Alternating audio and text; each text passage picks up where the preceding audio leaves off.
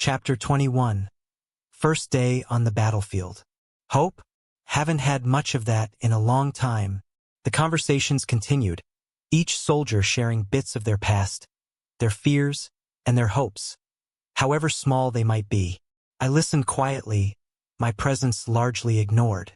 It was clear that my status as a noble-turned-criminal made me an outsider, even among this group of outcasts. "Hey, what do you think about the kid?" One man whispered to another, not realizing I could hear them. The other soldier shrugged. "He's young. Too young. Aside from that, he is just a weak crybaby noble. I bet he won't see the end of the first day." "Doesn't matter," a third soldier interjected. "He's still a noble. Probably thinks he's better than us."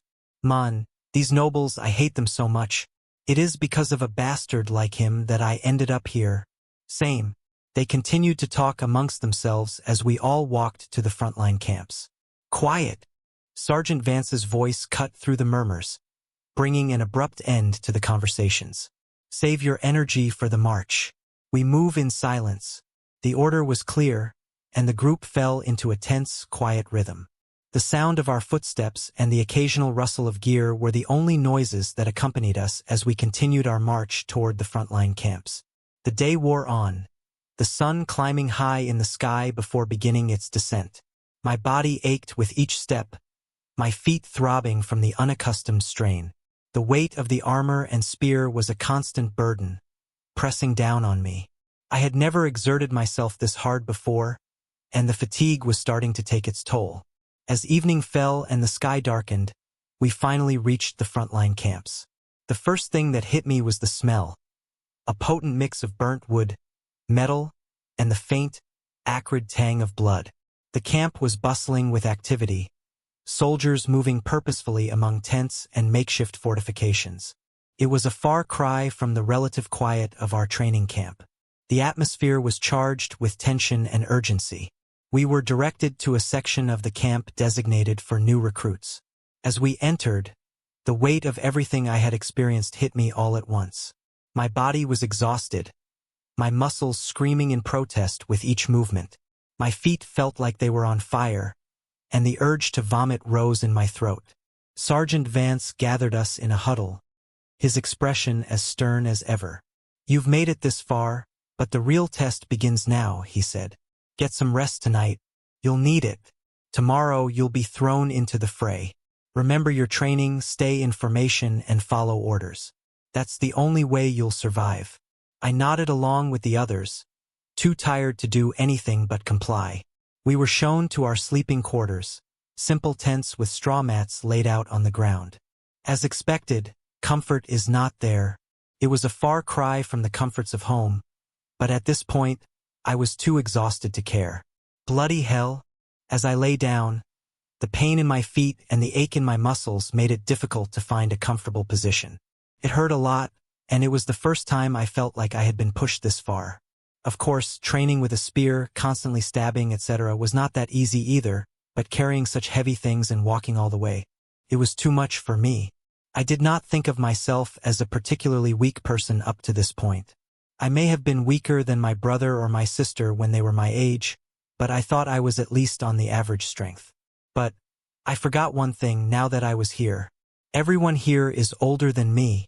Even if I was not that weak physically compared to my peers, I was weak compared to people here, and adapting to them would not be easy.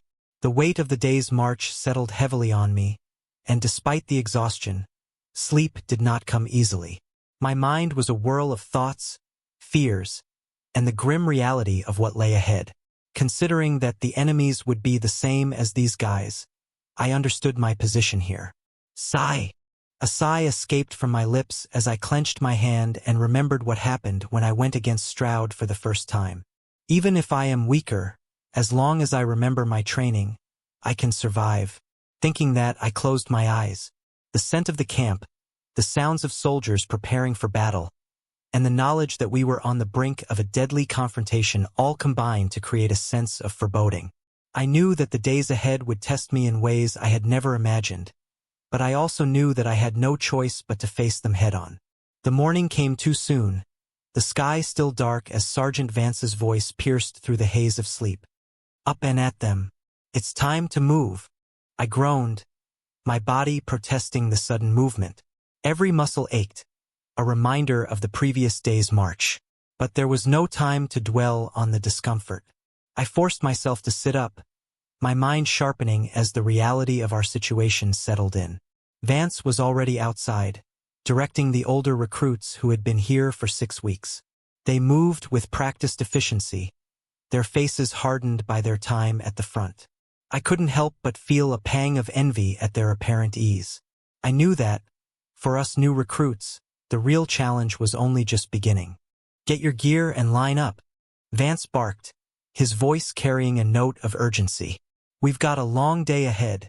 I quickly grabbed my armor and spear, securing everything as best I could. The weight was still a burden, but I had no choice but to bear it. The other new recruits were in similar states of fatigue, but we all knew better than to complain. As we assembled, Vance addressed us once more. "Today you'll be integrated with the older batches. They've been here longer, and you'll learn from them. Stick to your units, follow orders, and watch each other's backs." "Understood." A chorus of "Yes, Sergeant" rang out, though the voices were tinged with a mix of anxiety and determination. Vance nodded, satisfied with our response. "Good. Now let's move out." We began our march again, this time alongside the more seasoned recruits. The atmosphere was tense but focused. The older recruits occasionally glanced our way, their expressions a mix of curiosity and wariness. It was clear they were sizing us up just as we were trying to gauge them. The terrain grew rougher as we moved closer to the front lines. The smell of smoke and metal grew stronger, and the distant sounds of battle became more pronounced. My heart pounded in my chest, a mix of fear and adrenaline coursing through my veins. After what felt like an eternity, we reached a vantage point overlooking the battlefield. The sight before us was a grim reminder of what lay ahead. The Valerius plains stretched out, scarred by the ongoing conflict between the Loria and Arcanes empires. The landscape was dotted with makeshift fortifications, and the distant figures of soldiers clashed in brutal combat. Vance turned to us, his expression stern. "This is where you'll be fighting. Remember your training and stay with your unit. We'll be moving out to support the front lines shortly. Keep your wits about you, and watch for signals from your leaders." As we prepared to move out, the older recruits offered a few words of advice. "Stick together," one of them said, his voice rough but sincere. "Watch each other's backs, and don't do anything stupid." Another added, "It's going to be tough, but keep your head down and follow orders. You'll get through it." I nodded, taking their words to heart. The fear and uncertainty were still there, but at the end of the day, we did not have a choice. "Now get ready." We moved quickly, our hearts pounding as the reality of the battlefield settled over us.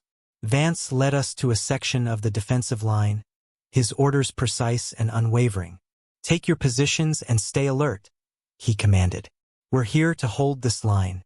Do not let the enemy break through. Remember your training and keep your heads down."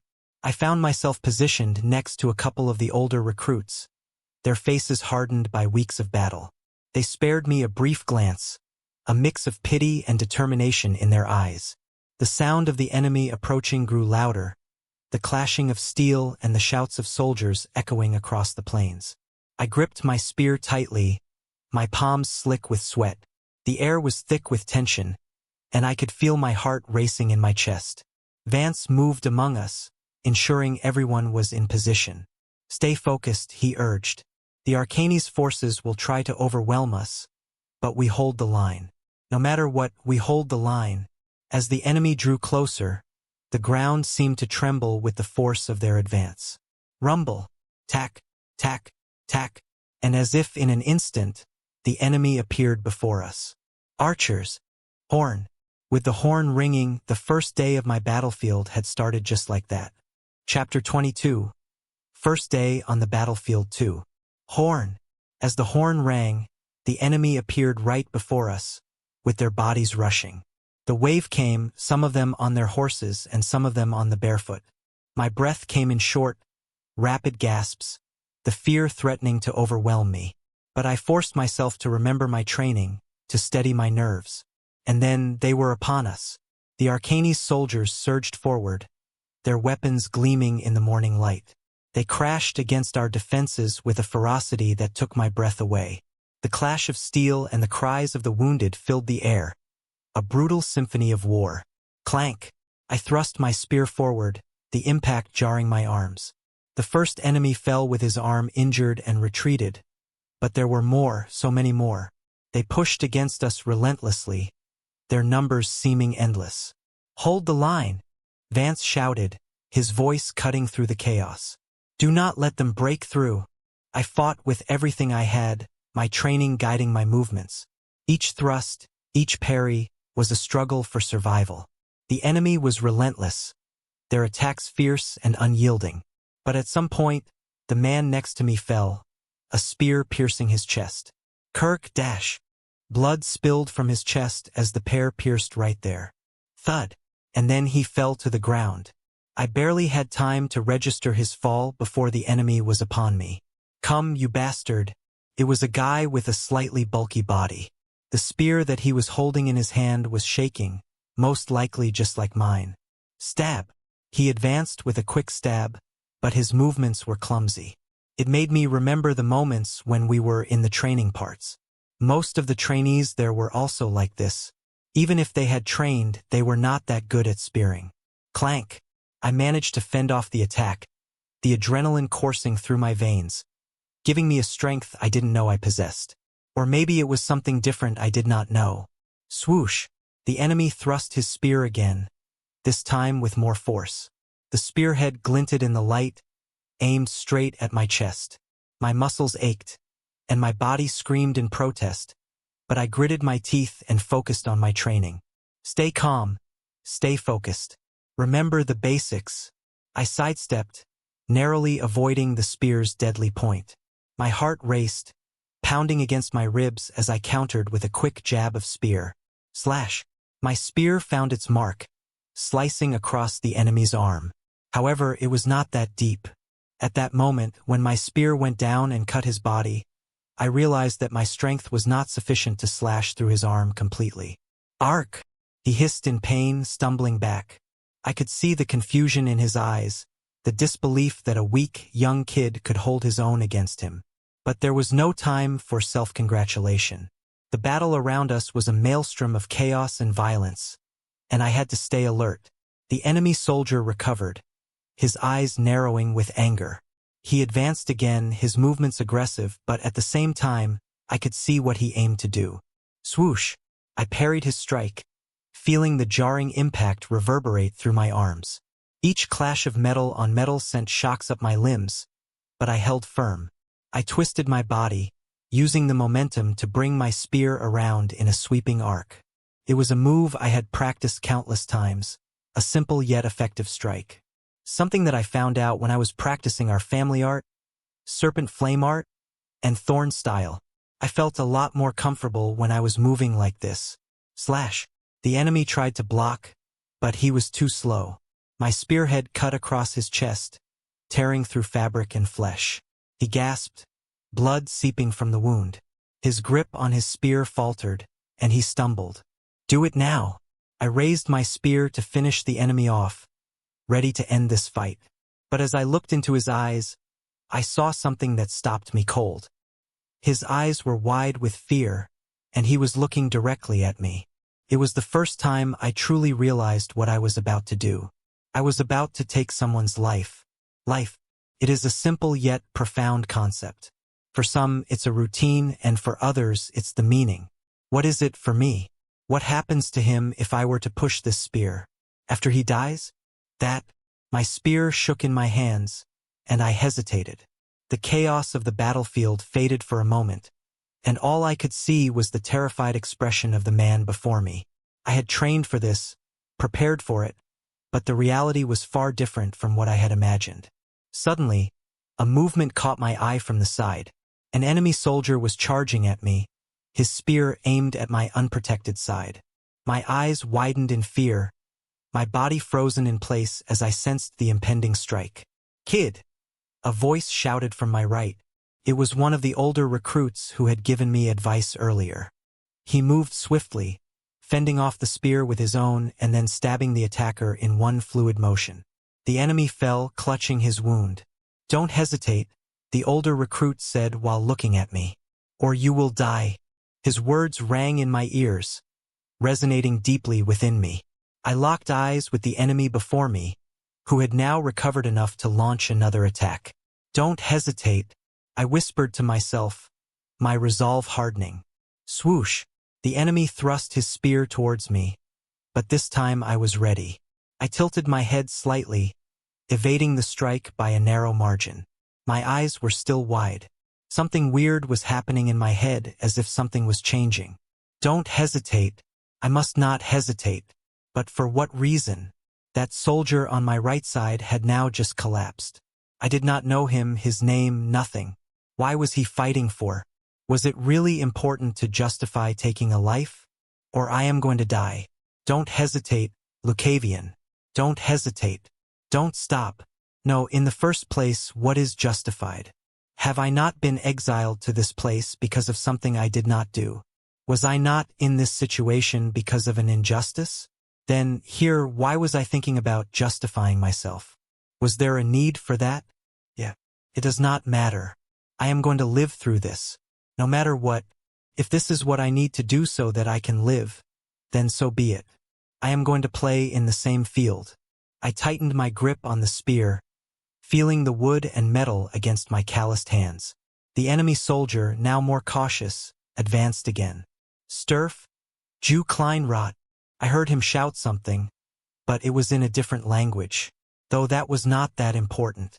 Slash. This time I was prepared. As he lunged, I sidestepped and brought my spear down in a swift arc, the tip slicing through his unprotected side. He gasped, stumbling as blood poured from the wound. There was no time for mercy or doubt. I thrust the spear forward, driving it into his chest. Stab! His eyes widened in shock and pain before he collapsed to the ground, lifeless. Thud! The realization hit me like a punch to the gut. I had taken a life. He is dead. The weight of it threatened to overwhelm me, but I pushed it aside. There was no room for hesitation here. Not if I wanted to survive. The battlefield around me was a blur of motion and noise. I saw my comrades fighting desperately, holding the line against the relentless enemy. The older recruit who had saved me was engaged in another fierce battle, his movements precise and deadly despite his exhaustion. "Soldier Lucavion," someone shouted, drawing my attention. It was Sergeant Vance, his stern face marked with the grime and blood of combat. "Stay in formation. Hold the line." I nodded, falling back into place beside my fellow soldiers. The fear was still there, gnawing at the edges of my resolve, but it was tempered by a new, fierce determination. I had made a choice. I would fight. I would survive. The enemy came at us again, their numbers seemingly endless. I gripped my spear tightly, ready to face them. The older recruit's words echoed in my mind. "Don't hesitate." With a deep breath, I steadied myself and prepared for the next onslaught. The battle was far from over, but I knew now that I could face it. I could fight and I could survive. No matter what it took, I would live through this. As the enemy closed in, I raised my spear and braced for the impact. The world narrowed to the immediate threats before me, every movement and decision driven by the primal will to survive. And as the chaos of battle raged on, I found within myself a newfound strength forged in the crucible of combat. I would not hesitate. Not anymore. Chapter 23, New Squad. The battle seemed to go on forever, a relentless tide of chaos and violence. But eventually, the enemy's advance began to falter. Their movements grew disorganized, and their attacks lost their initial ferocity. The Arcane soldiers were retreating, their forces pulling back in a hurried, disordered fashion. "Fall back! Fall back!" The enemy's shouts echoed across the battlefield, signaling their retreat. A horn blew from our side, the sound cutting through the din of battle. The commander of our army stood on a raised platform, his voice booming. "The enemy is retreating. Division leaders, take your positions. Division 2 and 3 pursue. The rest, "Hold the line and tend to the wounded." Sergeant Vance barked out orders, his voice steady despite the exhaustion etched on his face. "Unit 7, fall back to the camp. Take the injured with you. Move quickly and stay alert." The adrenaline that had sustained me through the battle began to fade, replaced by a deep, throbbing pain. I glanced down at my shoulder, where a deep gash oozed blood. The pain was intense, each movement sending sharp jolts through my body. I had never felt anything like it before. Clutching my shoulder, I made my way back with the others, helping to support the wounded as we retreated to the camp. The older recruit who had saved me earlier was limping, a nasty cut on his leg, but he managed to help another soldier who was worse off. We moved as quickly as we could, the weight of our injuries and the exhaustion of battle slowing us down. The camp loomed ahead, a beacon of relative safety amidst the chaos. As we entered the camp, medics rushed to assist us, their faces grim but focused. I was directed to a makeshift infirmary, where the wounded were being treated. The sight was overwhelming. Soldiers in various states of injury, some moaning in pain, others deathly silent. A medic approached me, her expression a mix of concern and urgency. "Sit down," she ordered, guiding me to a cot. "Let's see that shoulder." I collapsed onto the cot, the pain in my shoulder almost unbearable now that the adrenaline had worn off. The medic quickly assessed the wound, her hands deft and efficient. "This is going to hurt," she warned, cleaning the wound with a cloth soaked in alcohol. The sting was immediate and intense, and I clenched my teeth to keep from crying out. She worked quickly as her hands shone bright green. It was the healing attribute that I had seen from Layla on the training camp. She said, "You were lucky," she said, her tone matter of fact. "Another inch deeper, and you might have needed to wait for another hour for a mage to come here." "Why?" I asked, wincing as she applied pressure to the wound. "With my level of healing arts, I can only heal injuries up to a certain level. Anything deeper or more severe would require a higher level mage," she explained, her hands moving with practiced ease.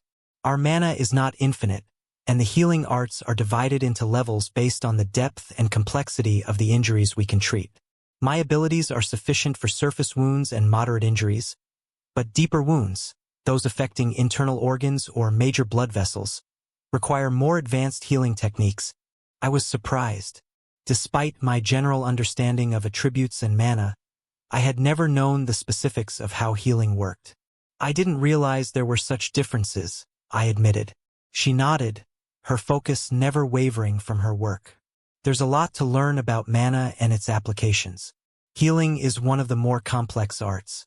It requires not only a strong affinity with the healing attribute but also precise control over one's mana. The higher the level, the more mana is required and the more skill it takes to apply it effectively." Her explanation made sense, and it was a stark reminder of how much I still had to learn. The complexities of the world outside my family's mansion were vast and intricate, and I was just beginning to scratch the surface. "There, that should do it," the medic said, stepping back and examining her work. "You need to rest and let your body recover. Try not to strain the wound too much." I nodded, grateful for her help. "Thank you." She gave me a small smile. "Stay safe out there." With that, she turned to the next injured soldier, and I made my way back to the makeshift sleeping quarters. The pain in my shoulder was still present, but it was manageable now. The medic's treatment dulled its sharpest edges, allowing me to focus on the tasks ahead. As I settled onto the cot, the events of the day replayed in my mind. The chaos of battle, the fear and determination, the realization of the complexities of the world I was now a part of. There was so much I didn't know, so much I needed to understand. But I was determined to learn, to survive, and to prove myself. The next morning came all too quickly.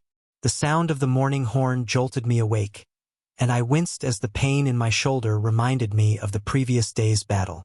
The camp was already bustling with activity, the soldiers preparing for another day on the front lines. Sergeant Vance was already moving among us, checking on the wounded and giving orders. "Up and at it," he called out. "We don't have the luxury of resting. The enemy won't give us that. Prepare yourselves." I pulled on my armor, the weight a familiar burden now, and grabbed my spear. The older soldier who had saved me during the battle, whose name I learned was Garrett, approached me. His leg was bandaged, and he moved with a slight limp, but his eyes were sharp and focused. "How's the shoulder?" he asked, his tone gruff but not unkind. "It's manageable," I replied, trying to sound more confident than I felt. He nodded, studying me for a moment. "You did well out there, kid. Better than most in their first fight." "Thanks," I said, feeling a small spark of pride. "I owe you one. If you hadn't stepped in—" He waved a hand dismissively. "Don't think about it. We're all in this together. Just remember what I told you. Don't hesitate." I nodded, the words ringing true. "I'll remember." Garrett gestured for me to follow him. "Come on. Let me introduce you to the rest of the squad." We made our way through the camp, past rows of tents and makeshift fortifications. The smell of smoke and metal hung heavy in the air, a constant reminder of the battles fought and the ones yet to come. As we approached a group of soldiers gathered around a fire, Garrett began the introductions. "Mateo, Felix, this is Lucavion. He's new, but he's got potential," Garrett said, clapping me on the back. Mateo was a tall, wiry man with a perpetually serious expression. His dark hair was cropped short, and his eyes were sharp and alert. Felix, on the other hand, was shorter and stockier, with a mischievous grin that seemed out of place in the harsh reality of the front lines. "Welcome to the squad," Mateo said, offering a firm handshake. "Garrett speaks highly of you." Felix chuckled. "Don't let it go to your head, kid. We've all got a long way to go." I shook their hands, grateful for the welcome. "Thanks. I'll do my best." As we settled around the fire, Garrett began to share stories of the squad's past battles and their experiences on the front lines. Mateo and Felix chimed in, adding their own anecdotes and insights. It was clear that they had been through a lot together, their camaraderie forged in the crucible of combat. Mateo shared a bit of his background. He had been a farmer before joining the army, and his family was struggling to make ends meet. The war had offered him a chance to earn a steady income, but it had also taken a toll on him. His serious demeanor was a result of seeing too many friends fall in battle. Felix, on the other hand, had grown up in the city. He was a former thief, recruited into the army as an alternative to prison. His quick wit and street smarts had served him well, but he carried a deep-seated resentment for the nobles who he believed had condemned him to this life. As the day wore on, I found myself growing more comfortable with the squad. Their stories and experiences provided valuable insights into the harsh realities of war, and their camaraderie offered a sense of belonging that I had not felt in a long time. That evening, as the camp settled into a tense quiet, I sought out Garrett. He was sitting alone by the fire, sharpening his spear. "Mind if I join you?" I asked. He glanced up and nodded. "Sure, kid. Take a seat." I sat down, watching the firelight dance across the blade of his spear. "I wanted to thank you again for saving me, and for introducing me to the squad." Garrett shrugged. "It's what we do. We're all in this together." "I know, but still." "It means a lot," I said, my voice sincere. After the hellish week in the training camps, I thought everywhere would be like that. But surprisingly, it was not. The soldiers were, in fact, warmer than others. Garrett studied me for a moment, then nodded. "You're doing fine, Lucavion. Just keep your head down, follow orders, and stick with us. You'll make it." "I will," I promised. After all, this place had already grown on me, and at the very least, I wanted to survive for a while. Chapter 24. New Squad 2. The days blended together as we settled into a routine of training, patrolling, and preparing for the next inevitable battle. The camaraderie within our squad grew stronger, and I found myself forging bonds with my fellow soldiers, both the seasoned veterans and the new recruits like myself. Garrett, the older soldier who had saved me during my first battle, became a mentor of sorts. He was a former blacksmith with hands rough from years of labor.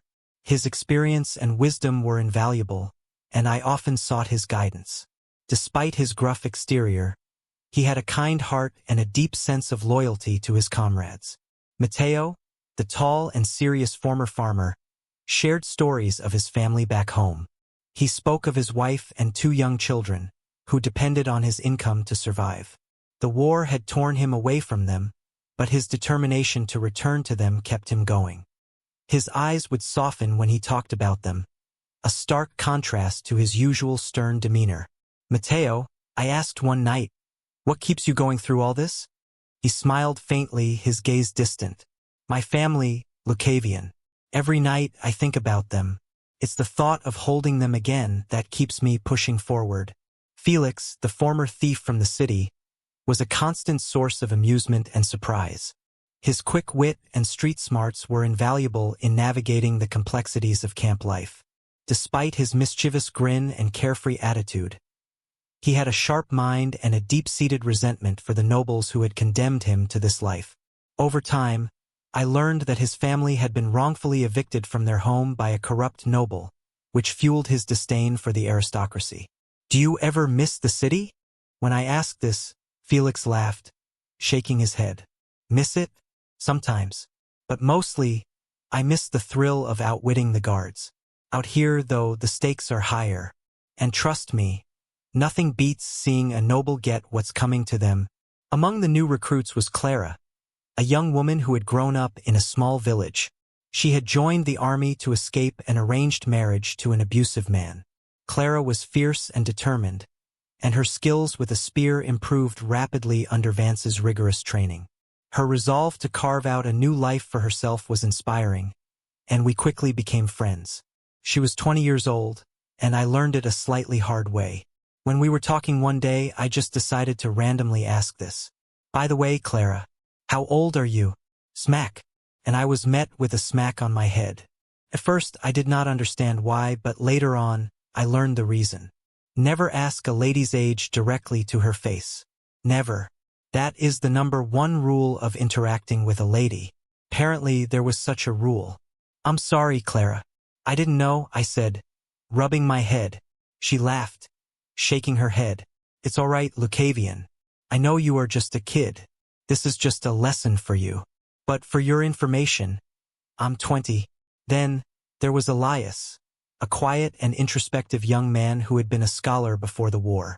He was well-read and had a deep knowledge of history and strategy, which made him a valuable asset to the squad. Elias had joined the army out of a sense of duty, believing that his intellect could help turn the tide of the war. Despite his reserved nature, he had a sharp wit and a dry sense of humor that endeared him to the rest of us. As we spent more time together, our squad became a tight-knit family. We shared our fears, our hopes, and our dreams, finding solace in each other's company amidst the chaos of war. The bonds we formed were forged in the crucible of battle, each skirmish bringing us closer together. The nights were often filled with stories and laughter around the campfire. Garrett would regale us with tales of his blacksmithing days, his deep voice carrying a sense of nostalgia. Matteo would share anecdotes about his children, his eyes lighting up as he spoke of their mischief and innocence. Felix's stories were always laced with humor and clever twists, keeping us entertained and helping to lift our spirits. Being with them like that, I always thought I at least found peace here. At least here, I felt like I belonged to this place. Our days in the military continued with a sense of routine and camaraderie. The brutal training sessions, relentless battles, and brief moments of respite around the campfire created bonds that felt almost familial. Amidst the chaos of war, our squad became a sanctuary of sorts, a place where we could find solace in each other's company. One evening, after a particularly grueling battle, Sergeant Vance gathered us around the campfire. His expression was stern, but there was a glimmer of pride in his eyes.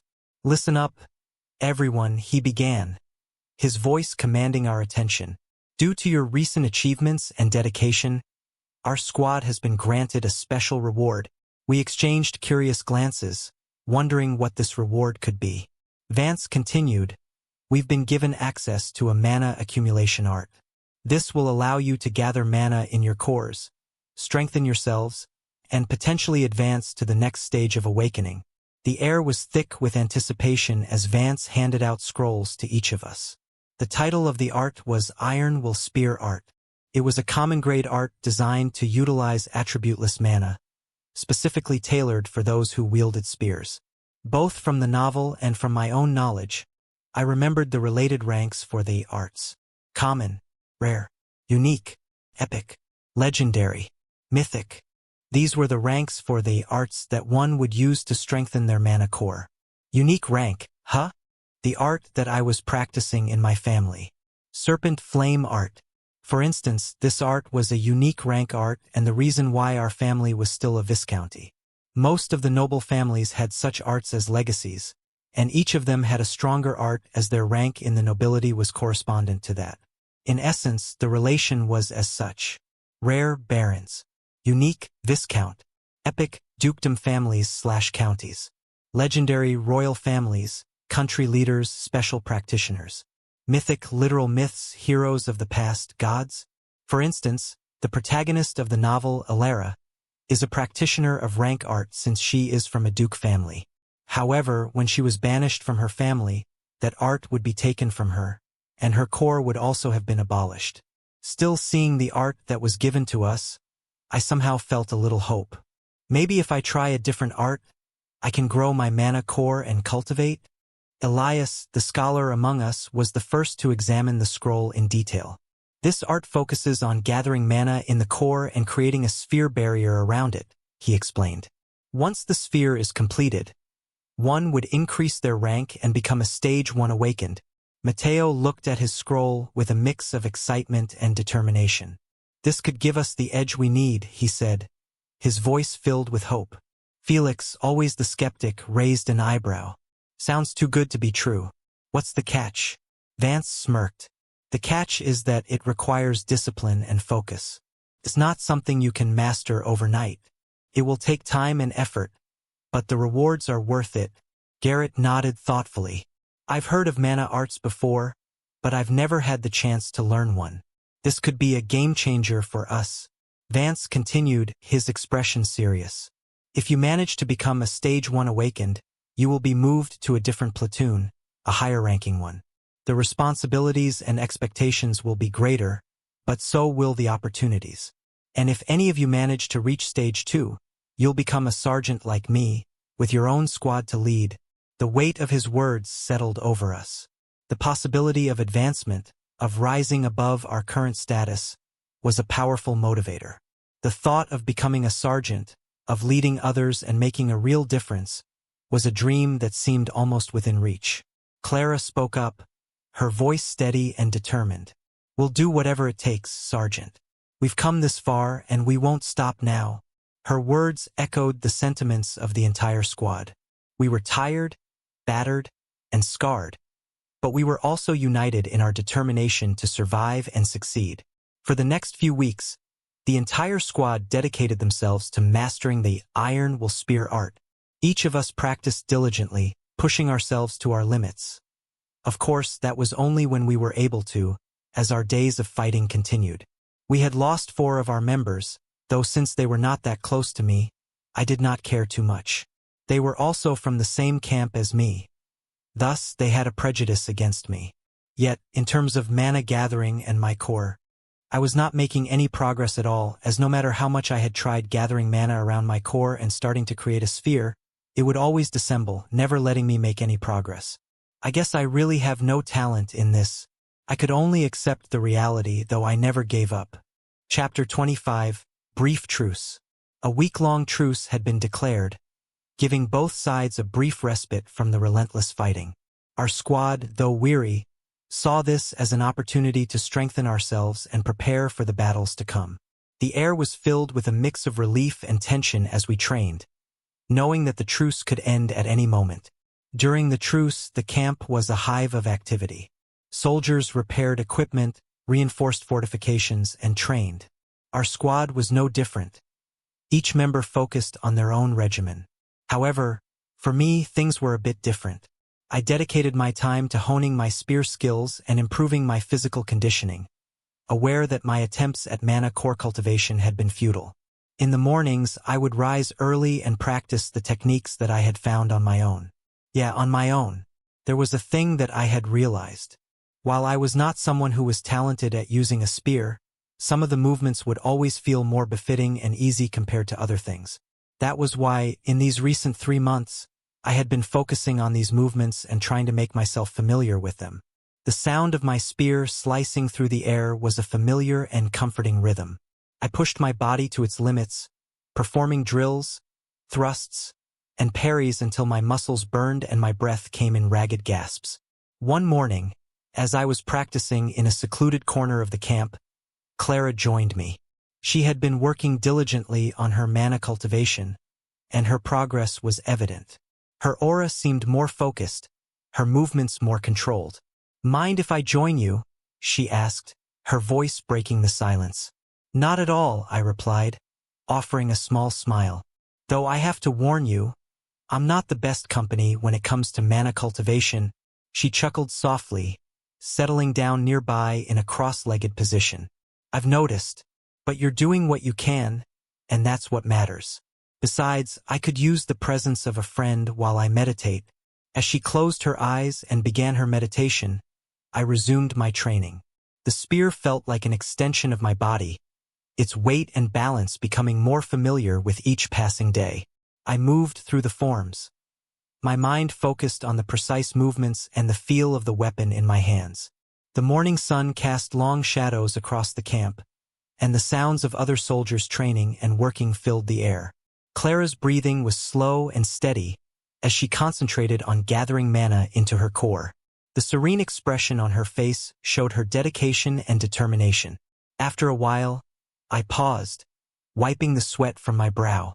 "How's it going?" I asked, glancing over at her. She opened her eyes, a faint smile on her lips. "It's challenging, but I can feel the progress. Mana is becoming more and more responsive, and I am really close to forming the first sphere. I feel like, with just a little push, I will be able to break through to the first stage." I nodded, admiring her perseverance. "That's great, Clara. Keep at it. You're doing amazing." She looked at me with a curious expression. "What about you, Lucavion? Have you made any progress with the mana art?" I hesitated, then shook my head. "Not really. It seems like my core just isn't suited for it. But I'm focusing on what I can control, my physical skills and techniques. If I can't use mana, I'll just have to make sure my spear is sharp enough to make up for it." Clara's eyes softened, and then she stood up, coming up to me. "Ruffle, you're doing what you can, and that's what counts. Don't give up," she said while ruffling my hair. Shiver. She had been doing this more frequently for a while. "Don't treat me like a kid." And it was embarrassing. "You are a kid. I am not." "Oh, really?"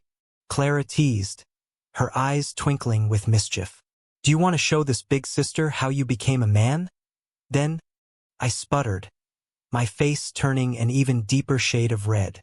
"That's not what I meant." She laughed, the sound light and carefree, a stark contrast to the grim reality of our situation. "Relax, Lucavion. I'm just messing with you. But seriously, you're doing great. You've got a lot of potential, and I believe in you." I managed a small smile, appreciating her support even if her teasing was a bit much sometimes. "Thanks, Clara. I'll keep trying my best." Clara returned to her spot and resumed her meditation while I continued my spear practice, her words echoing in my mind. Despite the playful banter, there was a sincerity in her encouragement that bolstered my determination. As the days of the truce passed, our training intensified. The squad members each focused on their strengths, determined to make the most of this rare respite. Clara's progress in mana cultivation was impressive, and it inspired the rest of us to push harder. Felix, ever the jokester, couldn't resist chiming in during one of our breaks. "You know, Clara, you might just reach stage 1 before any of us. What's your secret? Meditation? Special herbs?" She smirked, her eyes still closed in concentration. "Just focus and determination, Felix. You should try it sometime." "Ha, maybe I will. But only if it means I get to tease Lucavion as much as you do," Felix replied, earning a laugh from the group. Elias, who had been quietly observing, added, "We all have our paths to walk. The important thing is that we're all moving forward, each in our own way." Garrett nodded in agreement. "And as long as we support each other, we'll make it through." The truce, though brief, allowed us to strengthen our bonds and improve our skills. We knew that the battles ahead would be relentless, but the unity we had forged gave us a sense of hope and determination. And right before the end of the truce that night, I was once again training with my spear. Swoosh, practicing the same movements over and over again. Just at that moment, I sensed something unusual. From the side where Clara was meditating, a small vortex began to form. Turning my head in her direction, I saw the swirling energy gathering around her. Clara sat in the lotus position, her hands cupped together in front of her. The vortex of mana was concentrated between her palms, growing more intense with each passing moment. The air around her seemed to shimmer, and I could physically see the dense mana converging. She was sweating, her face a mask of concentration and determination as she tried to control the flow of energy. I realized with a surge of excitement that she was breaking through to stage 1. "Clara?" I whispered, not wanting to disturb her but filled with awe at the sight. The others were not around, and I knew how crucial this moment was for Clara. If something interrupted her now, it could have dire consequences. I decided to keep watch and ensure no one disturbed her. I moved quietly around the area, my spear at the ready. The night was calm, and the usual camp noises were reduced to a soft hum in the background. I could hear the distant murmur of soldiers talking, but none ventured close to our spot. As I patrolled, I kept stealing glances at Clara. The vortex of mana was still growing, becoming even more intense. Her entire body seemed to glow with the energy she was channeling, and I could see the strain it was putting on her. Sweat dripped down her face, and her breaths came in shallow gasps, but her expression remained resolute. The minutes stretched into what felt like hours, but I remained vigilant. Clara's progress was steady, the vortex of mana becoming almost blinding in its intensity. Finally, with a surge of energy that made the air around her crackle, the vortex collapsed inward. The mana converged into a single point, and Clara's eyes snapped open, glowing with a brilliant light.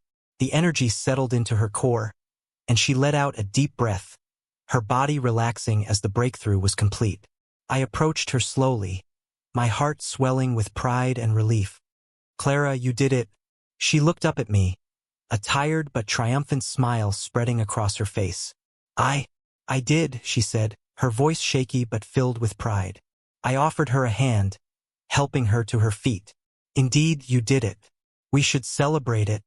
Clara shook her head, a playful smile on her lips. "No, not yet. I want to surprise the others. Let's keep it between us for now." I nodded, understanding her desire. "All right, I can keep a secret, but they'll be thrilled when they find out." Clara chuckled softly. "They will. Thank you, Lucavion, for everything." We made our way back to our tents, the camp now quiet as most of the soldiers had settled in for the night. The exhaustion from the day and the excitement of Clara's breakthrough weighed heavily on us, and we quickly fell asleep. The next morning, the camp buzzed with activity as the truce ended and preparations for battle resumed. The peaceful respite we had enjoyed was over, and the harsh reality of war returned with a vengeance. Sergeant Vance gathered us for a briefing, his expression grim. "Listen up. The Arcanes forces are regrouping and planning another assault. We need to hold our position and repel their attack." As we moved to our assigned positions, Clara and I exchanged a knowing glance. She gave me a small, confident nod, her determination evident. She was ready to put her newfound strength to the test. The battle began with the thunderous clash of weapons and the cries of soldiers. The Arcanes forces charged at us with renewed ferocity, their desperation evident in their relentless attacks. Little did I know this damn day would be another day that would change my life completely. Chapter 26. The Battle. Horn. The horn blared again, signaling the start of the Arcanes assault. My grip tightened on the spear as I took my position alongside Clara and the rest of our unit. The previous night's events had steeled my resolve, and I felt a newfound determination surging through me. "Hold the line!" Sergeant Vance's voice boomed over the din of battle. "We can't let them break through." The Arcanes soldiers advanced with a ferocity that was both terrifying and awe-inspiring. Their front lines crashed against ours, and the air was filled with the clash of weapons and the cries of the wounded. Clank! My spear collided with an enemy's sword, the impact reverberating through my arms.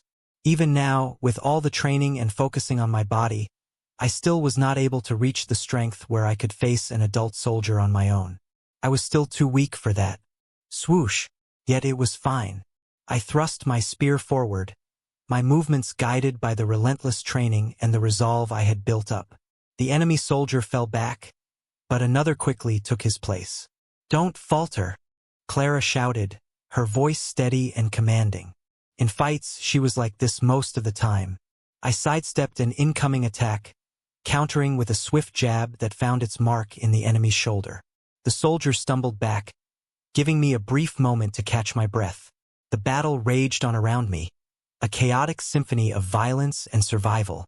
Beside me, Clara moved with a grace and power that left me in awe. Her recent breakthrough was evident in her fluid movements and the controlled bursts of mana that accompanied her strikes. Her mana was making a huge difference, and I could see it already. The spear that was coated with a slightly gray mana became more destructive than ever. Now she became a force to be reckoned with. This is the difference between an awakened and a non-awakened. Huh? It was my first time witnessing an awakened fighting, and the difference was clear. Of course, she was also hiding her mana quite well, not overshowing everything. And since Iron Will spear art was not something fancy, it was easy to hide it on her side. The enemy pressed on, their determination unwavering. I parried a series of attacks, each clash of metal sending vibrations up my arms. The weight of the spear felt more natural now, an extension of my will to survive. Suddenly, an Arcanese soldier broke through our line, his eyes wild with desperation. He lunged at me, his sword aimed for my chest. I twisted my body, narrowly avoiding the strike, and countered with a sweeping arc of my spear. Slash! The blade of my spear sliced through his side, and he fell to the ground with a pained gasp. Swoosh! And with a quick stab I had followed the strike, finishing him off on his neck. Burk dash! With blood oozing from his face, he fell down and lost his life. I spared him no further thought, turning my attention to the next threat. The battle demanded every ounce of my focus and strength. From my right side, another strike came down. This time it was another spear user, but this one looked young and moved with incredible speed. He was faster and stronger than me. Clank! His spear collided with mine, and the force of the impact nearly knocked me off balance. I tried to parry his next strike, but he was too quick. His spear cut across my arm, and blood surged from the wound. Arg! Pain shot through my body, but I forced myself to hold the line. The young spear user pressed his advantage, his technique flawless and relentless. Clank! Another strike, and this time, his spear grazed my side, leaving a burning trail of pain. I staggered back, barely able to defend myself. Clank! The third strike came too fast, too powerful. His spear sliced across my chest, the pain nearly overwhelming. Blood poured from the wound, and I struggled to stay on my feet. The young soldier's technique was that of an expert. Each movement was precise, and each strike was perfectly timed. I was outmatched. Where did this guy come from? I could not understand. For the first time in a while, I was facing such a guy on the battlefield. It had already been at least 3 months since I had been here, and I never saw such a guy. None of them were as fast as this one, nor did they have such a good technique. And as if to not let me think for any second, with a swift, powerful thrust, his spear pierced my shoulder. Arg! The pain was excruciating. My legs gave out, and I fell to the ground, gasping for breath.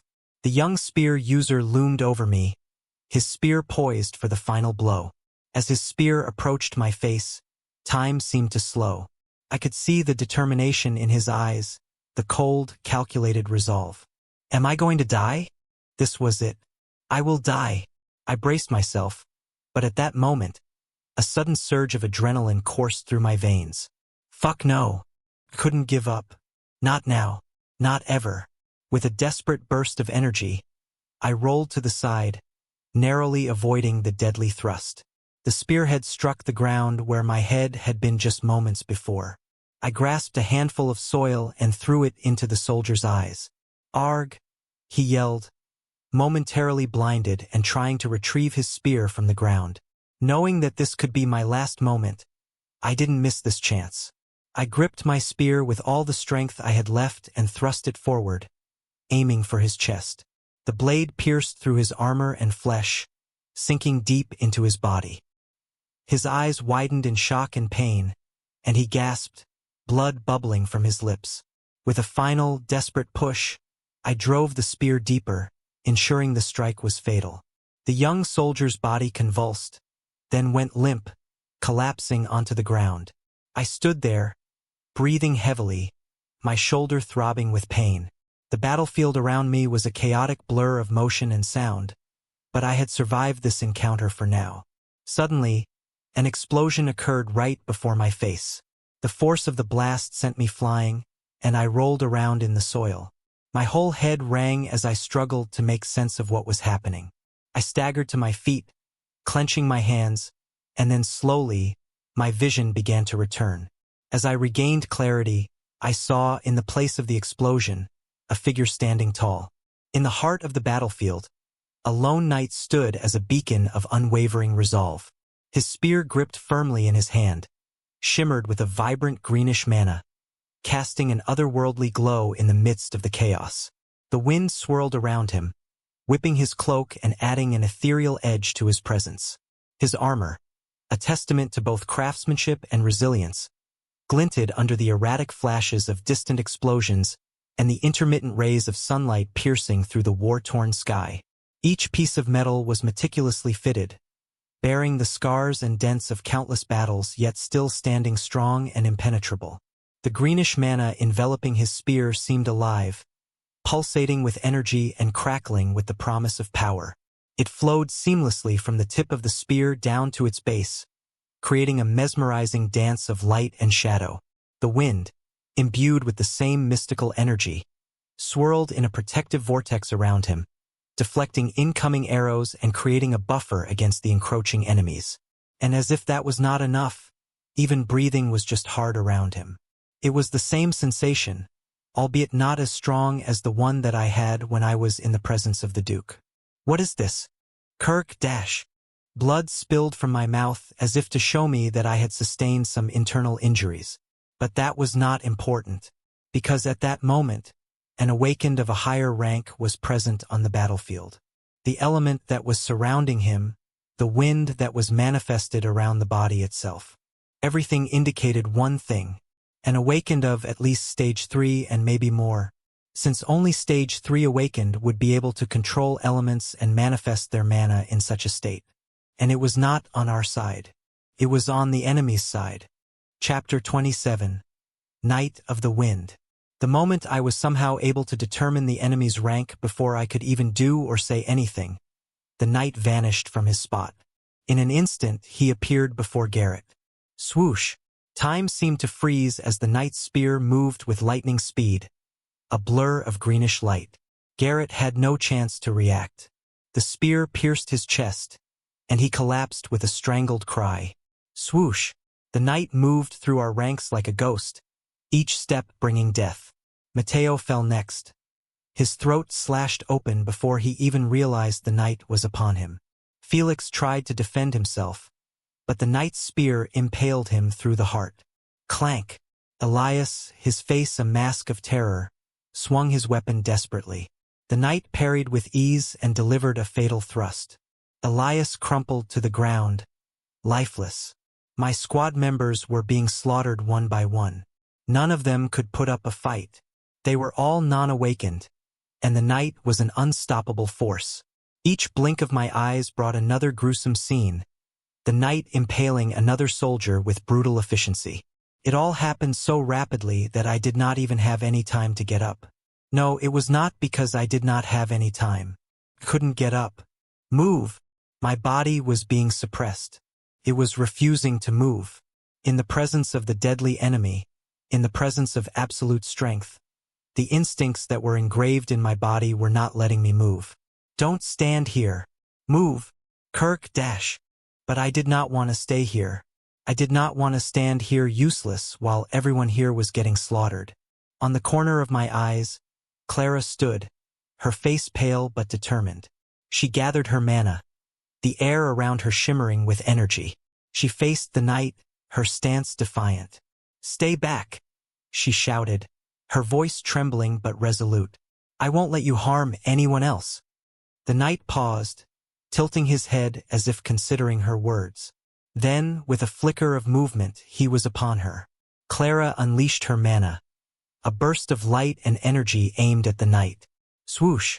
A smirk spread across the knight's face as he saw the measly amounts of mana coming toward him. The greenish glow around him intensified, effortlessly absorbing and dissipating Clara's attack. "So they did have a talented awakened here," he said, his voice dripping with condescension. "Too bad it's such a weakling."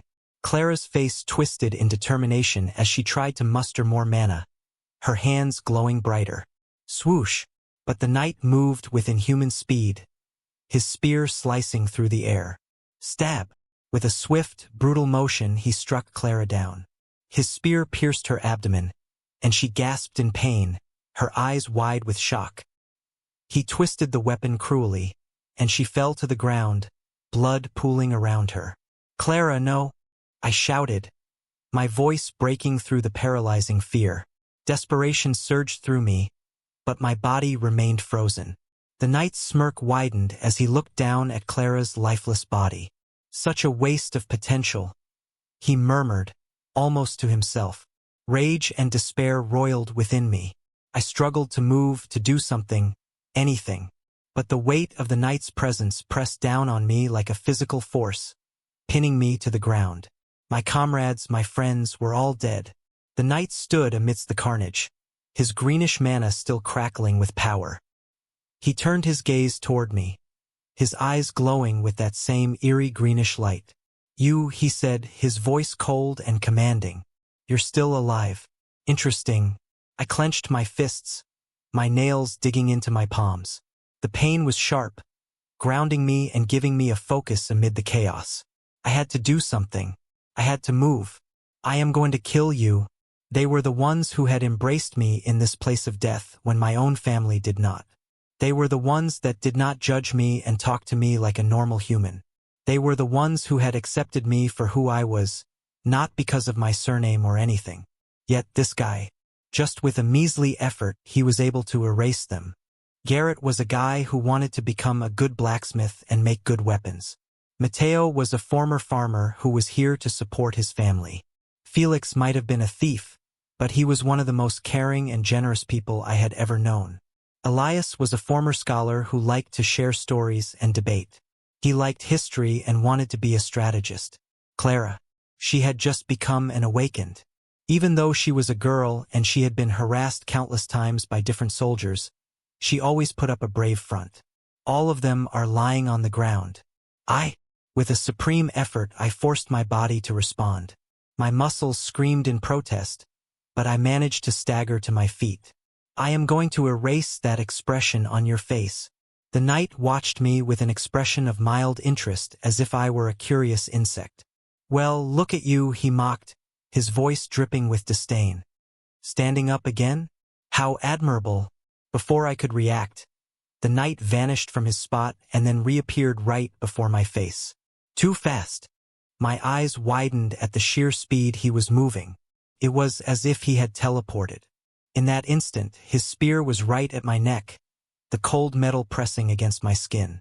The knight's smirk grew wider, his eyes filled with sadistic glee. "You're brave. I'll give you that," he said, his voice a whisper. "But bravery alone won't save you." I could feel the sharp edge of the spear, a hair's breadth from piercing my throat. My heart pounded in my chest, and I struggled to keep my breathing steady. This was it. The end. Yes, I was going to die here. Yet, despite the fear, a burning rage simmered within me. I locked eyes with the knight, my resolve hardening. "I will kill you," I whispered, my voice shaking but defiant. The knight chuckled, a low, menacing sound. "You? Kill me? How amusing." He pressed the spear a little harder against my neck, drawing a thin line of blood. The pain was sharp, but it only fueled my anger. "Any last words?" he asked, his eyes glinting with amusement. I took a deep breath, summoning every ounce of strength and courage I had left. "You're going to regret this," I said, my voice steady and unwavering. The knight's smirk faltered for a moment, a flicker of doubt crossing his eyes, but it was gone as quickly as it came. He laughed again, the sound echoing around us. "Regret? I doubt that." Stab. He pushed the spear down to my heart. As if he was having fun seeing my face, he did it slowly. In that split second, I saw an opening. With all the speed I could muster, I twisted my body, knocking his spear away with my own. The sudden movement caught him off guard, and I used the momentum to drive my spear toward his chest. Or maybe he wasn't caught off guard. No, of course he wasn't. I knew it from the start, that there was no hope for me to win. No matter what I would do here, I would die. Regardless of how much I had tried, regardless of what I did, I would never win, since this is my talent. Even if I had tried my family's art or art that was given to me by the military, none of them worked. I was useless, talentless, destined to be weak. But still, if I am going to die, I am going to put my everything. I will try until the last drop of my blood. All the time that I had spent training. They may not have amounted to anything, but so what? At the very least, I put my everything on the line. Every moment that I was free, I trained. So, if it amounts to this much, then I don't care. In the end, I at least tried. Clank. Just like that, the knight easily deflected my spear, looking at me with amusement. He parried my attack with a casual flick of his wrist, his expression almost bored. "And here I thought you might surprise me," he said, his voice dripping with disdain. "Pathetic." He raised his spear, pointing it directly at my eyes. "But you, I like the look in your eyes." With a swift motion, the knight slid a wound from my right eyebrow down to my right cheek. The pain was immediate and excruciating, blood streaming down my face. "Arg!" I cried out, staggering back, my vision blurred with blood and tears. The knight looked at me with amusement, his eyes gleaming with a sadistic thrill. "When you get stronger, come and find me. I'll be waiting." He leaned in close, his voice a chilling whisper. "The boy with the scarred eye. What is your name?" I glared at him through the pain, my voice a shaky whisper. "Lucavion." He smirked, seeming to savor my defiance. "Lucavion. I will remember that name." With that, he turned and walked away, leaving me bleeding and broken on the battlefield. The world around me faded to a blur, and darkness began to close in. But even as consciousness slipped away, the knight's words echoed in my mind. "I will find you, even if that means I will need to pursue you until the end of the world. Knight of the Wind, and then I will cut your head with my very own hands." Chapter 28. Aftermath. As I lay on the cold, blood-soaked ground, darkness closed in around me. The world seemed distant and surreal, the pain in my body a dull throb compared to the searing rage that burned within me. The Night of the Wind's mocking words echoed in my mind, fueling the fire of my determination. I was carried through the chaos of the battlefield, the pain intensifying with each jolt and movement. My vision blurred, and the world around me seemed distant and unreal. The sounds of battle faded, replaced by the urgent voices of those trying to save me. "He's still alive," someone said, their voice filled with surprise. "Get a healer." Quickly, the cold seeped into my bones, and I shivered uncontrollably. My body was growing weaker with each passing moment, but my resolve remained unbroken. I clung to consciousness, refusing to let go. Eventually, I was laid down on a stretcher and carried into a tent. The familiar scent of antiseptic and the sounds of hurried footsteps filled the air. I forced my eyes open, blinking away the blood and tears that blurred my vision. The same woman healer who had treated me before was there. Her expression was one of concern and determination. She quickly assessed my wounds, her hands glowing with the faint green light of her healing arts. "These wounds are critical," she muttered, her voice tense. My level of healing won't be enough to treat him fully. She pressed her hands against my wounds, her mana flowing into my body to stem the bleeding. The pain was excruciating, but I could feel her efforts holding the worst of it at bay. "Why didn't you take better care of yourself?" she scolded, her voice filled with frustration and worry. "You can't just throw your life away like this." I could hardly hear her, my mind a swirling mess of pain and exhaustion. Her words were muffled and distant, but the urgency in her tone cut through the fog. The healer's efforts were valiant, but the strain was evident on her face. She was expending a tremendous amount of mana to keep me stable, and I could see the toll it was taking on her. More injured soldiers were brought into the tent, and the healer's attention was pulled away. "I will come to you, okay? Don't die on me. Stay awake. Don't close your eyes." She cast a worried glance at me before moving to assist the others, her hands glowing with healing light as she tried to save as many lives as she could. I lay there, teetering on the edge of consciousness, the world fading in and out. The pain was overwhelming, and I could feel my life slipping away.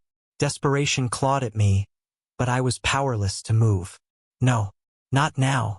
After all those things, after all that time, I was not allowed to die. At least until I do something right. Don't die. Don't die, Lucavion. You useless prick. Don't die. The voices in my head mixed with the chaos around me. I struggled to keep my eyes open, to hold onto the thin thread of consciousness. Faces swam in and out of my vision. Soldiers, medics, and the healer who had done her best to save me. My body was heavy, and every breath was a struggle. But somewhere deep within me, a spark of determination refused to be extinguished. I clung to that spark, letting it fuel my resolve. Just as the darkness threatened to consume me, a new presence entered the tent. I could feel the shift in the air, the weight of powerful mana filling the space. A senior healer, an older man with a calm and commanding presence, approached me. His eyes were filled with determination as he assessed my condition. "Hold on, young one," he said, his voice steady and reassuring. "We'll get you through this." He placed his hands over my wounds, and the glow of his mana was brighter and stronger. The pain began to recede as his healing arts took effect, knitting my torn flesh together and restoring my strength. The senior healer's hands worked with precision and care, his powerful mana flowing into my body, knitting my torn flesh together. The pain began to dull, replaced by a sense of relief and calm. I could feel my strength slowly returning, and for the first time since the battle began, a glimmer of hope emerged. As he focused on healing my lower body, the tent flaps burst open, and another batch of injured soldiers was brought in. The senior healer looked up, frustration and concern etched on his face. "What is with this sheer amount of soldiers today?" he shouted, his voice cutting through the chaos. A medic rushed in, her face pale and eyes wide with worry. "The Arcanes sent a new unit of knights for the first time," she replied breathlessly. "And they were all rank 4 knights." The healer's expression darkened, and he glanced back at me with a mixture of sympathy and urgency. "This is bad. Very bad." Despite the pain and exhaustion, I forced myself to stay awake, listening to the exchange. Rank 4 knights were incredibly powerful, their strength and skill far surpassing that of ordinary soldiers.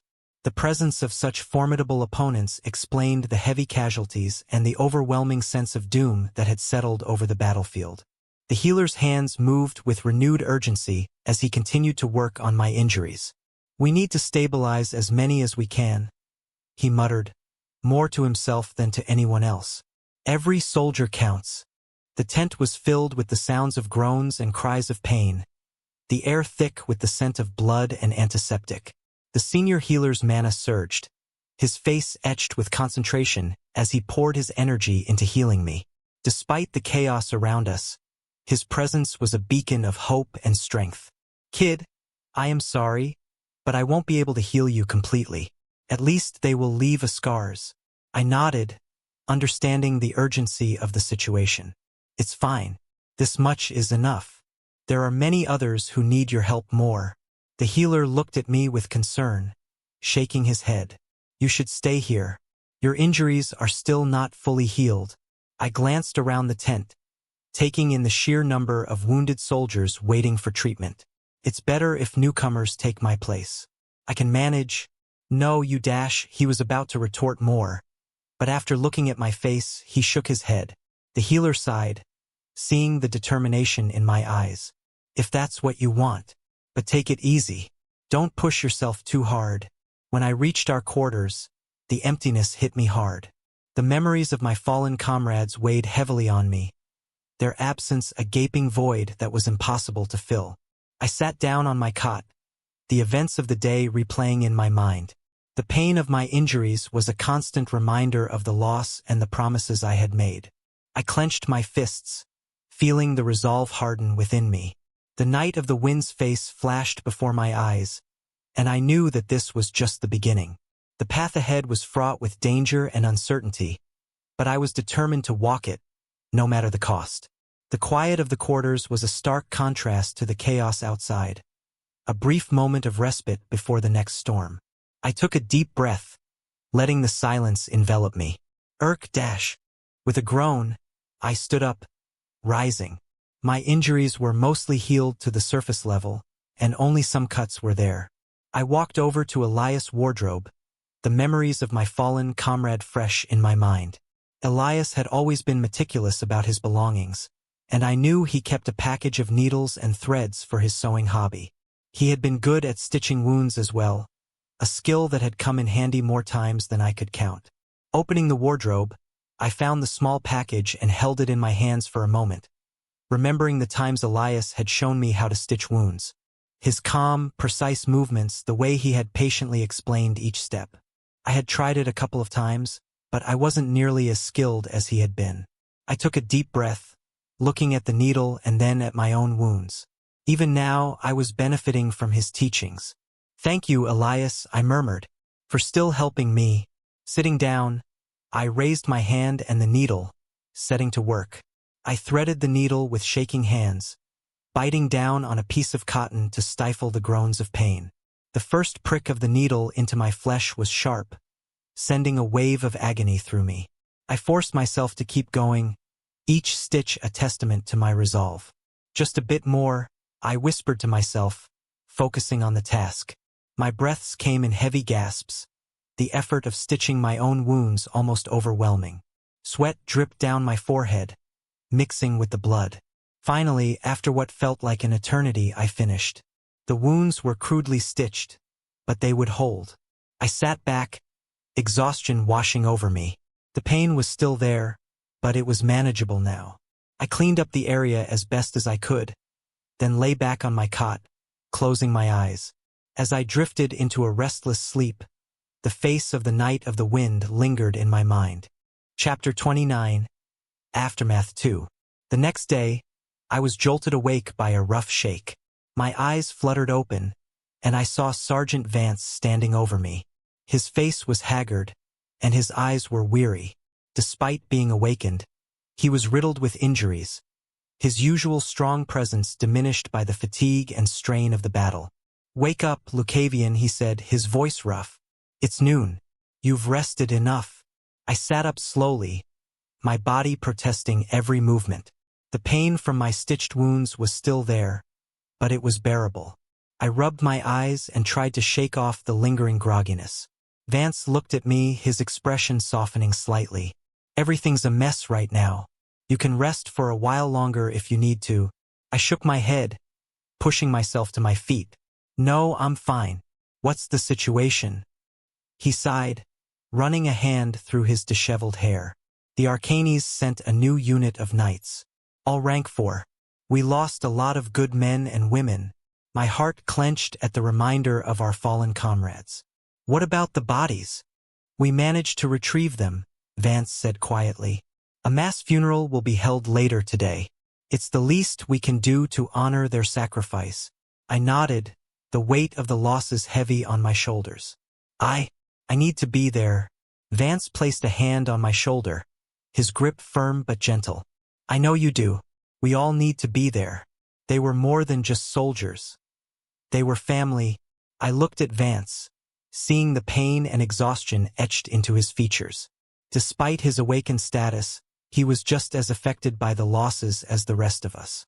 The bond we shared as a squad ran deep, and the weight of our comrades' deaths was something we all bore together. "Thank you, Sergeant," I said quietly, appreciating his understanding. He gave me a nod, then turned to leave. "Get yourself cleaned up. We'll gather for the funeral soon." As he walked away, I took a deep breath, steeling myself for the day ahead. The pain of my injuries was a constant reminder of the battle, but it was nothing compared to the ache in my heart for the friends I had lost. I gathered my things and cleaned myself up as best as I could.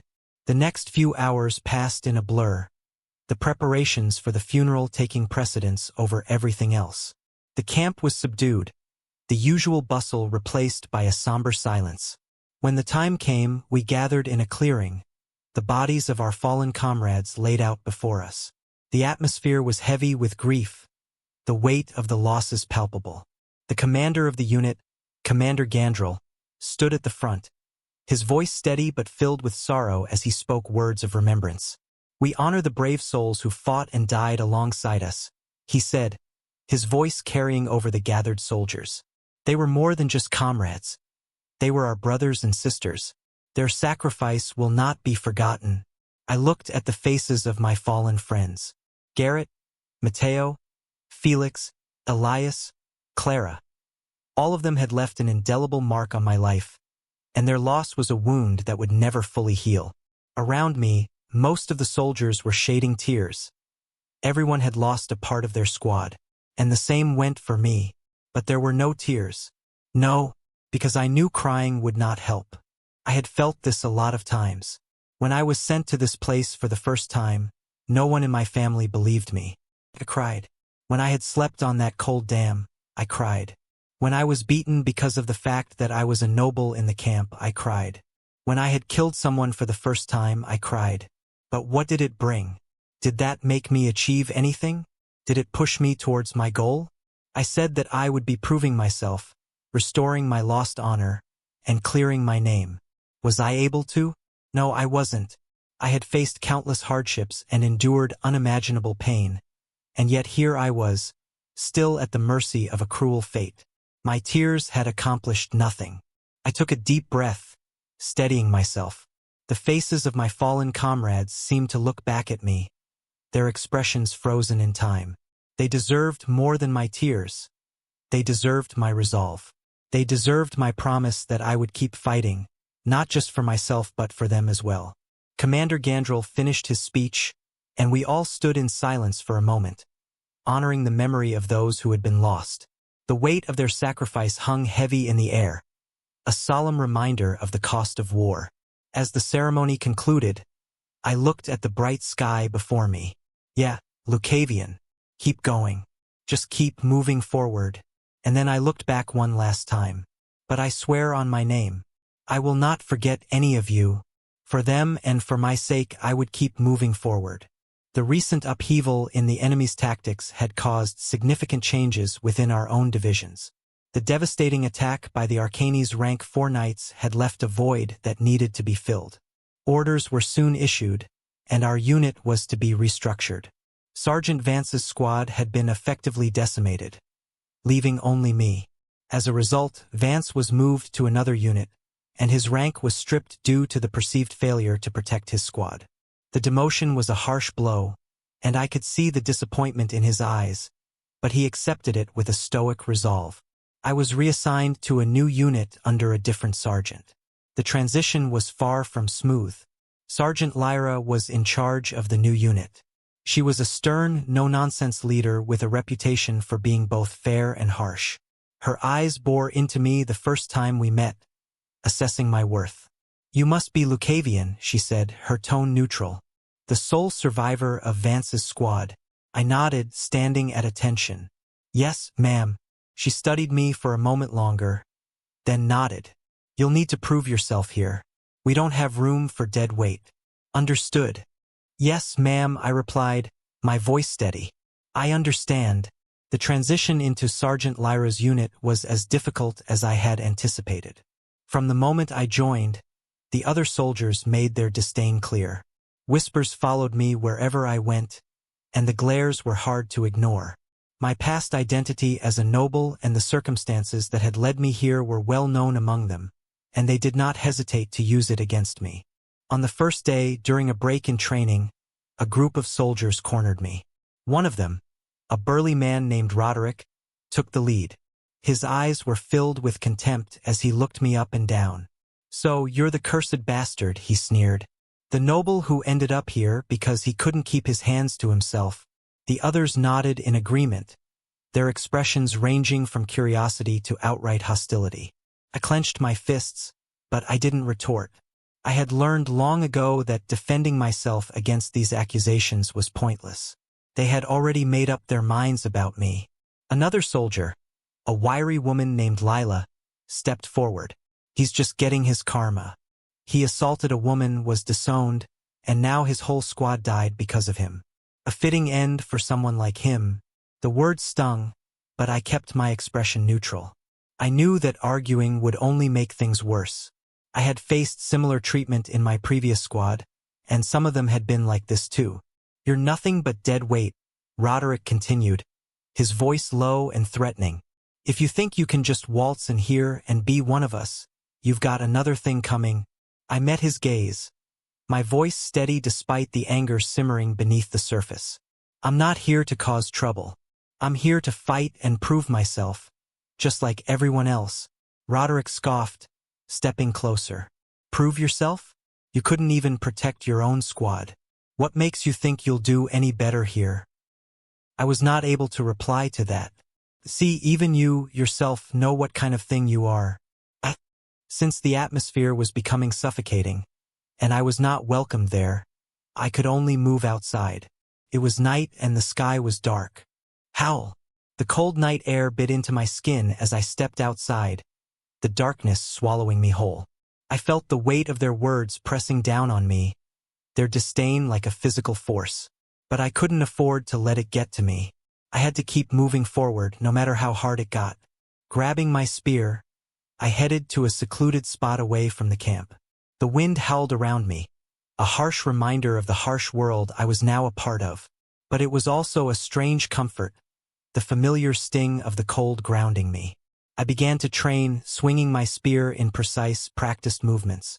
Each thrust, parry, and slash was a way to channel my frustration, my anger, and my pain. The rhythmic motion of the weapon became a balm to my troubled mind, the exertion pushing out the dark thoughts that threatened to overwhelm me. I lost track of time, the world narrowing down to the feel of the spear in my hands and the rush of air as it cut through the night. When my arms finally grew too tired to lift the weapon, I sat down on the cold ground, trying to catch my breath. The physical exertion had helped, but it wasn't enough. I needed more. I needed to prove to myself that I could still grow and improve. With a deep breath, I closed my eyes and began to meditate, trying to gather mana into my core. The process was slow and frustrating, the mana resisting my attempts to control it. I could feel it slipping through my grasp, elusive and stubborn. But I couldn't give up. I had to keep trying, no matter how difficult it was. As I struggled to focus, a voice cut through my training. "You?" Chapter 30, Old Man Once Again. As I struggled to focus, a voice cut through my training. "You?" I froze, the voice piercing through the fog of my concentration. It sounded familiar, as if I had heard it recently. I turned to see the source of the voice, and there, standing a few feet away, was the old man I had shared my meals with at the training camp. He looked at me with a mixture of curiosity and concern, his weathered face illuminated by the moonlight. "What are you doing out here, boy?" he asked, his voice gentle but firm. I wiped the sweat from my brow, trying to catch my breath. "Training," I replied simply, feeling the weight of my exhaustion settle in. "I see." The old man's eyes roved over me, scrutinizing every inch of my form with a discerning gaze. His eyes lingered on my right eye, a faint flicker of recognition and concern crossing his face. I knew why. It was the scar, new and still raw, that marred the skin just below my eye, a cruel reminder of my encounter with the Knight of the Wind. "That scar," he said softly, his voice tinged with a mix of pity and curiosity. "It's new." I nodded, my jaw tightening. A gift from the Night of the Wind. The old man's eyes were narrowed slightly, as if he had not understood what I meant. It was understandable, as that name was a nickname that I gave to that night. Something that was personal to me. Still, he shook his head slowly. It seems you have had your fair share of the battlefield. Hearing him say this, I did not answer. There was no need to tell anything, as it was not important. But pushing yourself like that will not help you remove your pain.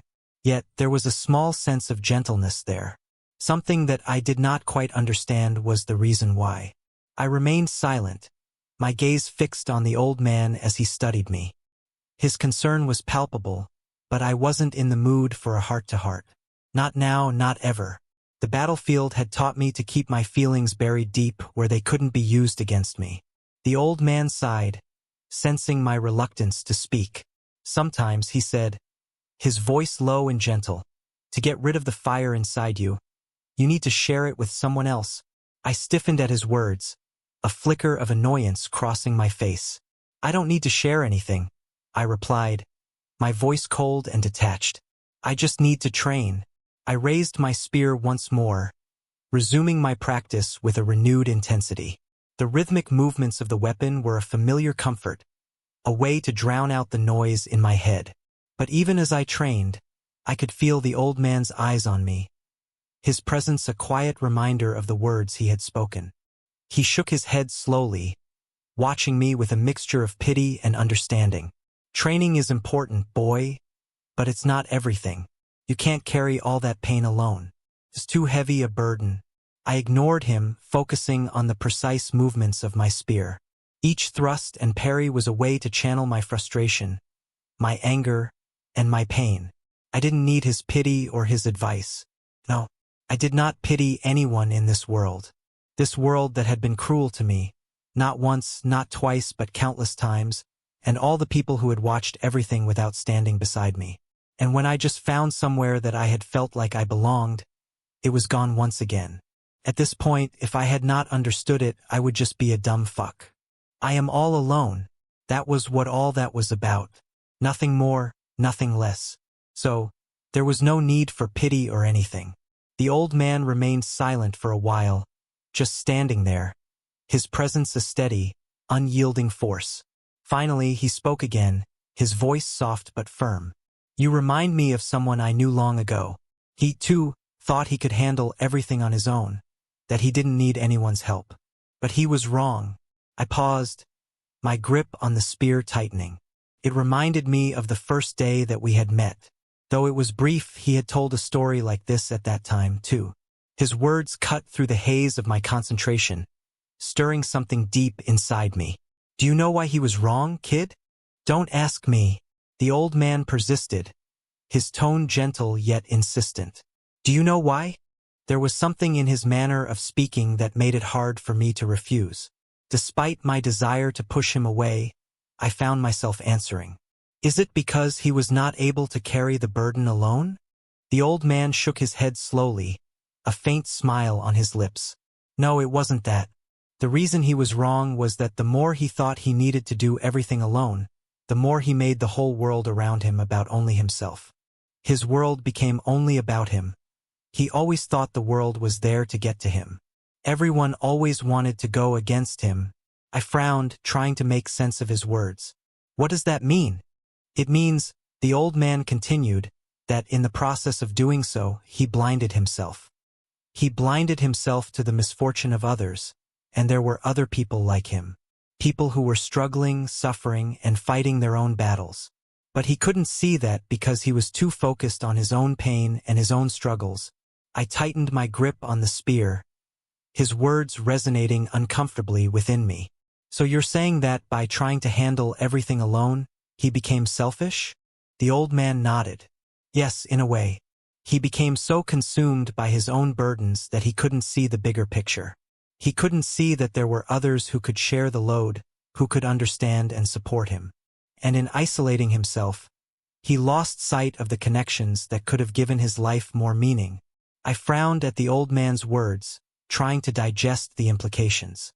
His eyes, though weathered and tired, bore into mine with an intensity that made it hard to look away. I don't need anyone's help, I muttered, my voice barely audible. I've managed on my own this long. The old man chuckled softly, the sound of a low rumble that seemed to vibrate through the air. Oh, you think you've managed, do you? Survived, perhaps.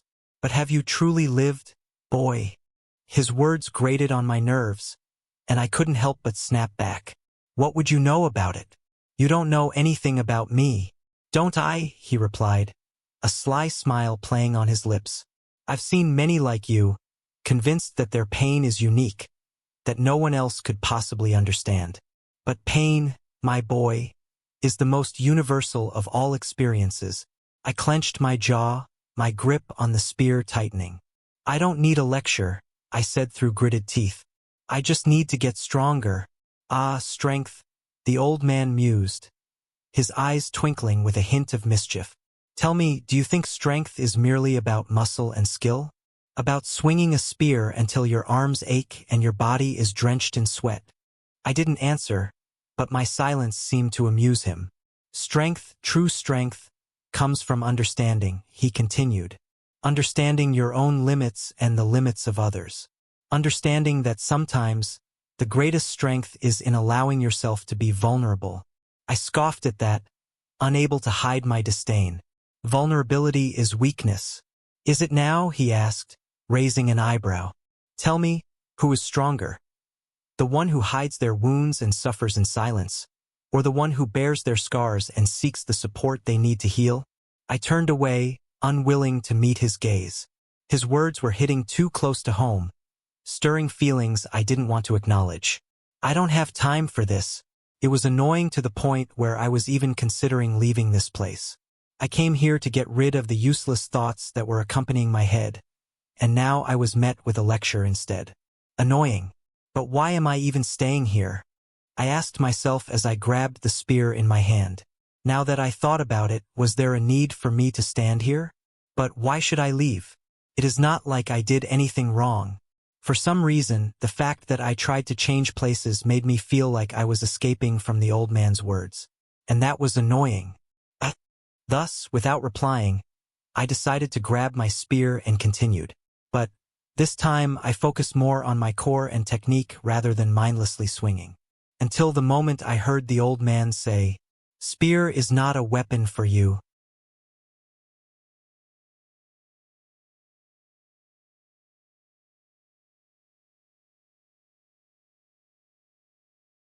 Hello everyone. We now have a Discord server. Join us for faster updates, discussions about your favorite novels, and exclusive Discord-only content. Don't miss out. See you there. Scan the QR code on the screen or enter any of the displayed links into your browser to join our Discord.